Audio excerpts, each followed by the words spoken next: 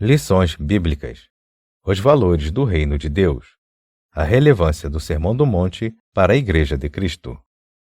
Lição 10. Nossa segurança vem de Deus. Texto áureo. E disse-lhes: Acautelai-vos e guardai-vos da avareza, porque a vida de qualquer não consiste na abundância do que possui. Lucas, capítulo 12, versículo 15.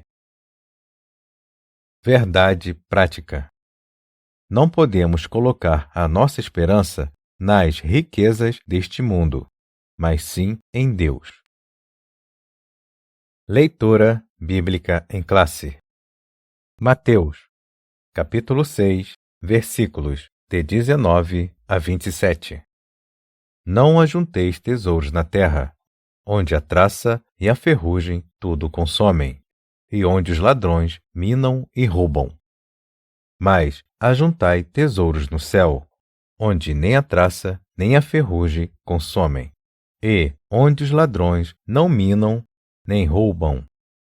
Porque onde estiver o vosso tesouro, aí estará também o vosso coração. A candeia do corpo são os olhos, de sorte que, se os teus olhos forem bons, todo o teu corpo terá luz. Se, porém, os teus olhos forem maus, o teu corpo será tenebroso. Se, portanto, a luz que em ti há são trevas, quão grandes serão tais trevas? Ninguém pode servir a dois senhores, porque ou há de odiar um e amar o outro, ou se dedicará a um e desprezará o outro. Não podeis servir a Deus e a Mamom. Por isso, vos digo, não andeis cuidadosos quanto à vossa vida, pelo que haver de comer ou pelo que haver de beber, nem quanto ao vosso corpo, pelo que haveis de vestir.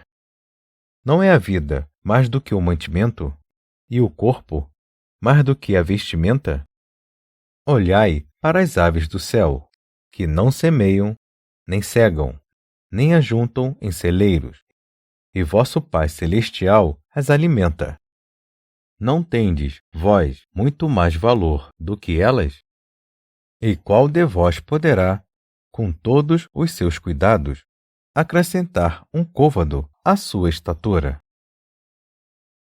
Introdução. Na lição deste domingo, veremos que jamais devemos colocar a nossa esperança nos bens materiais, mas sim em Deus. No Sermão do Monte, Jesus ensinou a respeito do dinheiro, de ajuntarmos tesouros neste mundo, e sobre ansiedade. Tal ensinamento não significa que não podemos ter bens materiais, mas mostra que devemos ter cuidado com a avareza, pois o amor do dinheiro é a raiz de todos os males.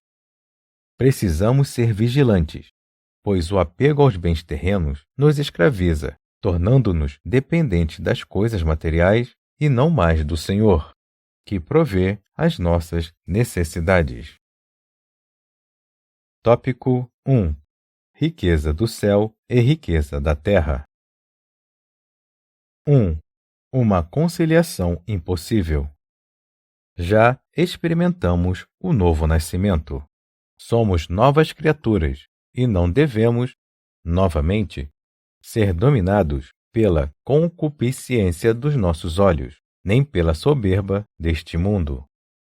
Uma das tentações de Satanás, quando o Senhor Jesus passou pelo processo de tentação, foi o oferecimento dos reinos deste mundo. Jesus rejeitou tal proposta de imediato, pois seu coração não estava nas coisas deste mundo, e ele sabia a quem devia a adoração verdadeira. O crente precisa estar consciente de que não é possível agradar a Deus e aos homens, servir a Deus e a Mamom, palavra aramaica que designa dinheiro e cobiça. Se nossos corações não estiverem purificados pelo sangue do Cordeiro, andaremos em direção oposta a Deus e passaremos a servir ao dinheiro. 2. Tesouros da terra e tesouros do céu. Jesus não aprovou a posição dos escribas e fariseus em relação ao dinheiro. Eles davam muita ênfase aos bens materiais e viam as riquezas como uma mostra da aprovação divina. Jesus confrontou tal pensamento, fazendo uma distinção clara entre os tesouros do céu e os da terra. O Mestre mostrou que os bens materiais não são um sinal de que Deus está aprovando nossas atitudes e conduta. Eles são transitórios e podem ser destruídos pela traça, pela ferrugem e levados por ladrões. Muitos, infelizmente, já perderam todas as suas economias devido a uma quebra na bolsa de valores, um sócio desonesto ou por meio de golpes. Segundo Jesus, o crente deve ajuntar tesouros no céu, onde nem a traça nem a ferrugem consomem, e onde os ladrões não minam e nem roubam. Jesus estava dizendo que os nossos esforços devem ser em prol do reino de Deus e da sua justiça, pois ninguém levará nada deste mundo, como afirmou o patriarca Jó. Nu saí do ventre de minha mãe, e nu tornarei para lá. 3. O que o cristão precisa saber sobre os bens materiais. Jesus não estava condenando adquirir bens materiais, pois muitos homens de Deus possuíam riquezas, como por exemplo, Abraão, Isaque, Jacó e Salomão. É importante também destacar que Jesus ensinou ao povo a não desperdiçar nada, pois depois da multiplicação dos pães e peixes, ele ordenou: recolhei os pedaços que sobejaram, para que nada se perca. O crente que conhece as Sagradas Escrituras sabe que tudo o que temos pertence a Deus e que toda bênção vem dele. Como criou todas as coisas, ele é o proprietário e possuidor de tudo, e o homem não é dono de nada. Em relação aos bens materiais, o cristão não pode ser avarento ou acumulador egoísta. Precisamos ser como os crentes do primeiro século, cujo coração e alma eram um e todas as coisas lhes eram comuns. Sinopse 1. A riqueza do céu e a riqueza da terra não têm conciliação. Tópico 2. A idolatria ao dinheiro. 1. O coração no lugar certo. Nossos corações não podem estar apegados às coisas deste mundo. Nossa esperança e confiança devem estar em Jesus. Em breve, Cristo voltará para arrebatar a sua igreja e não levaremos nada deste mundo. Porém, as nossas obras serão provadas pelo fogo. Teremos de prestar contas, como um mordomo, de tudo que fizemos com nossos bens e talentos, segundo a parábola do mordomo infiel. Segundo a Bíblia de Estudo Pentecostal, a injustiça, a cobiça e o poder estão comumente envolvidos na acumulação e emprego das riquezas deste mundo. 2. Idolatrando a Mamon.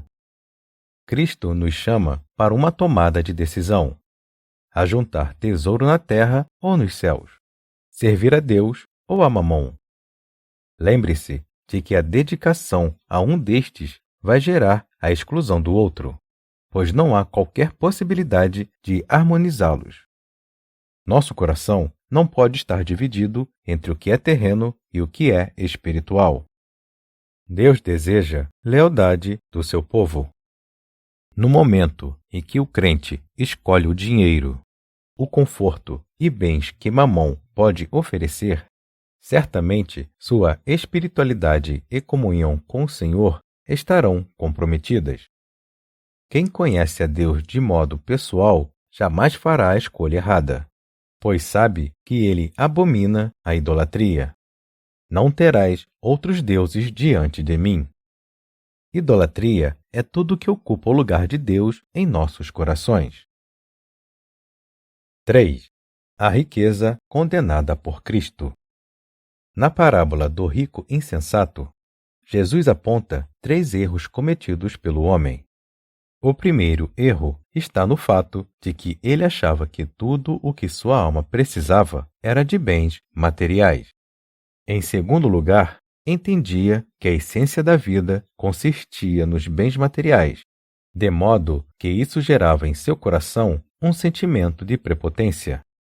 E o terceiro erro era acreditar que poderia viver tempo suficiente para desfrutar de tudo, se esquecendo que logo seria intimado para comparecer perante Deus. Jesus condena tanto o egoísmo advindo das riquezas, quanto também a confiança nela. Mas, infelizmente, vivemos em uma sociedade dominada pelo materialismo, onde muitos só pensam em lucros e benefícios materiais. Sinopse 2. A idolatria se caracteriza quando o dinheiro torna-se o lugar do coração do ser humano. Tópico 3. Vivendo a quietude espiritual em Deus. 1.